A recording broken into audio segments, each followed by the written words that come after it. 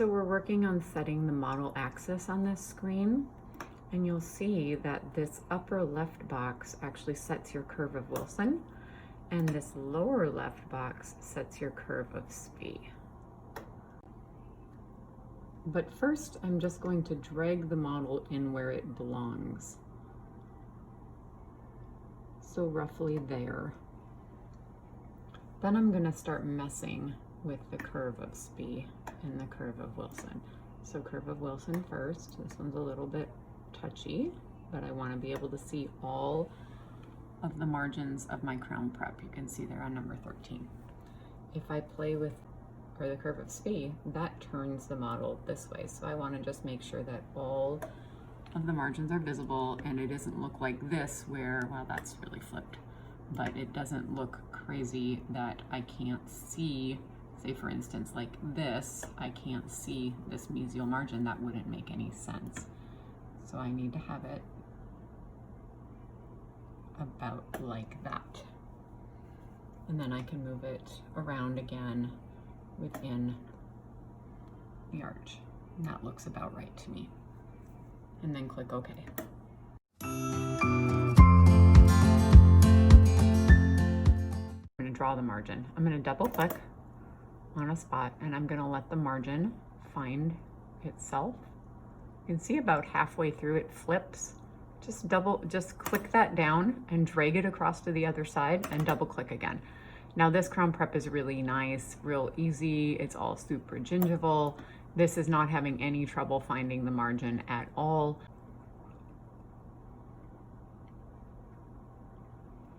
You can see how everything looks nice. It's rounded, it's smooth, and the margins are good.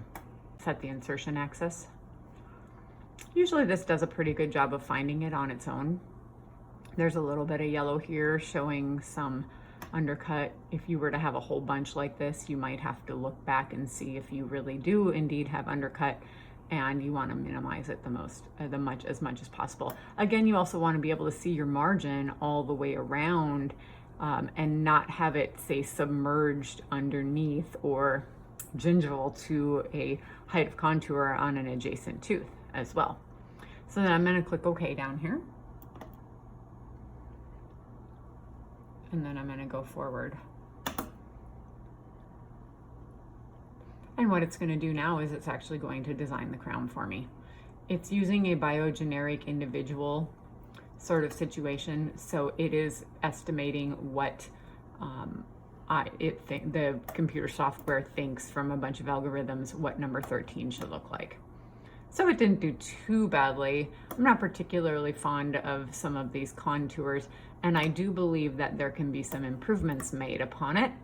So I know we're working upside down, but one of the things I don't particularly like is every time that CEREC makes margins, mesial and distal or interproximally, to me it feels like it bulks them out a little bit. So if you look at tooth number 12 here, you can see the nice emergence profile that comes up out of the fake gum line and how relatively straight these typodont teeth are.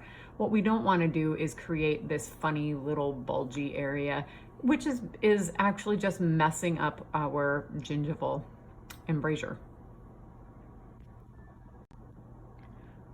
Because I created a die, I can go to my trimmed model, and now it creates a die and I see what the design is. I'm going to actually turn the colors off under analyzing tools over here. So take the contacts off, and I want to look and see what that emergence profile is. It actually designed really, really smoothly, but it looks a little bulky through here to me. And so what we're going to do is we're going to go to tools. That's going to bring up several different options for us. I'm going to go to form at this point, and I'm going to go to smooth. And the size and the strength I can adjust, and I can adjust the strength. So what this is basically how big of a size do I want to smooth, and how strong do I want to smooth it? Do I want to push really hard to smooth it, or do I want to go really, really light? Kind of like when you're polishing wax for your crowns or your dental anatomy stuff. I'm going to turn the size down a little bit because that looked like it was covering almost the entire proximal side of the tooth, and then I'm going to hold this down and I'm going to smooth this out. And what I'm going to do is I'm going to specifically focus on smoothing at that gum line a little bit where it was where I thought it was too bulky. I'm set at strength about 45 or so, so it's going to not be terribly strong, but about midway. You can mess with that as much as you want, or as little as you want. And I'm going to put my trimmed model, I'm going to put the rest of the model back in there again and see, have I made a better emergence profile? Better on the distal, still a little bulky on the mesial, I think. Let's flip that around so we can see it a little bit better from the buccal. Yeah, still a little bulky through here. Distal's looking much better, much more realistic. So take that back out again. And then it was right about here where I thought we needed to debulk again a little bit. Oh, that's looking better. Yes, much nicer, much more realistic. And take that out. I can put the contacts back in again and see what I did to the contacts. We would actually like our contacts in the mesial here, or in the yellow on the mesial and the distal. So this is actually really quite nice. One of the last things I want to do is I want to look down the line and see, are those cusp tips in line? Is the central groove in line with the teeth next door? Does that cusp tip look like it belongs there? Are my marginal ridges at the same height as the teeth next door? I'd say this one's a little high, actually. I wouldn't like that if that was in a composite, so I would think I would want to actually drop that down a little bit. So I can actually just come through with my smoothing tool and drop that down a little bit. Wouldn't it be nice if we could just do that for amalgams and composites? Doesn't quite work that way, of course. Drop that down a little bit. We've got a contact here. What we're looking for is contacts that look the same on each tooth. This typodont doesn't have great contact. It also doesn't have great contact on this molar, but that's just the way our patient is. So I would be fairly thrilled with this now at this point. There's a couple of other things that we can do if we want. There are anatomical and circular, two-directional. If I want to do anatomical, I can actually grab that cusp and make it taller. Say I want to make it look a little bit more pointy, a little taller. See, but when I did that, that also increased the contact on that mesial marginal ridge. That's okay. If I think I want to have that a little taller, I think that's probably a little too much, so we'll drag that down again a little bit. Looking at the buccal or the lingual cusp, that looks like it's about right and it fits right in there just how it should.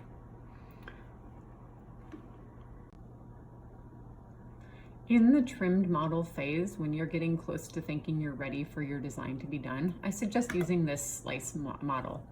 What this does is this allows you to see what your prep looks like and what your crown is going to look like. And then you can roll through and see if I have a good rounded spot. In fact, I don't. Right here, this is not rounded off quite enough. You see how this fits very, very, very well along here on the lingual, but this looks like it's a bit hollowed out. That's because I still don't have this buccal cusp quite round enough for CEREC to mill at as nicely as we would like. But other than that, everything else looks quite nice. There's one spot there where it's a little sharp, and I had actually thought that I might have that still a little sharp on that. But everything else looks really good. It doesn't look like we're gonna get too thin anywhere. I can go ahead and click back out of that and flip this direction and slice it again. It's just gonna slice it at a right angle to how you're at. And then let's roll through and see if we can see any spots there. Again, maybe just a little bit. So that gap right there is gonna need to be filled by cement. I'd rather that wasn't filled by cement. I'd rather that the ceramic was sitting just a little bit more tightly to the prep. Roll on through, go back the other way. Same thing there. We already saw that on that buccal cusp from the other view. But the rest of it looks like it's gonna fit quite nicely. The margins are gonna be really beautiful and really, really smooth.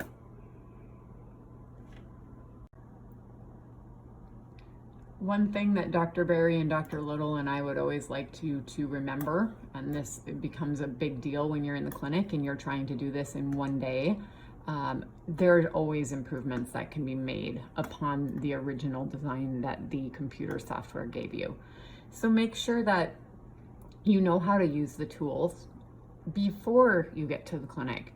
Make sure you know how to use the form tools, the add, smooth, remove. Make sure you know how to use anatomical and circular. And one of the things that you definitely need to think about is how does that affect me and my ability to, I can't promise a patient a crown in one day if I don't even know how to use the tools that I have available to me. You can also put the lower jaw in here and look to see that, yep, indeed that crown fits in there very nicely. So if I think I'm happy with my restoration, I push these 4 arrows forward and it calculates a mill preview for me.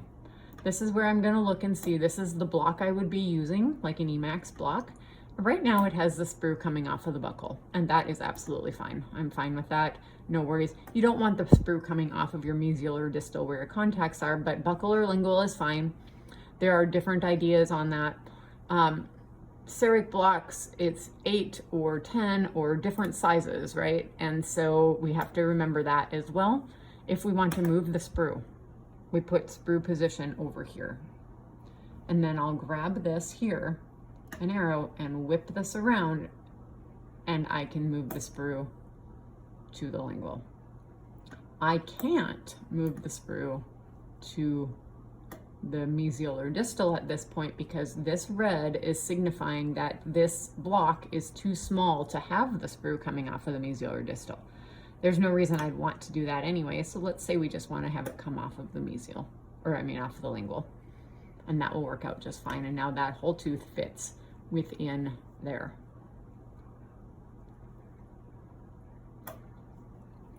And then you would, at this point, if everything's good and your professor says yay, you start manufacturing your crown.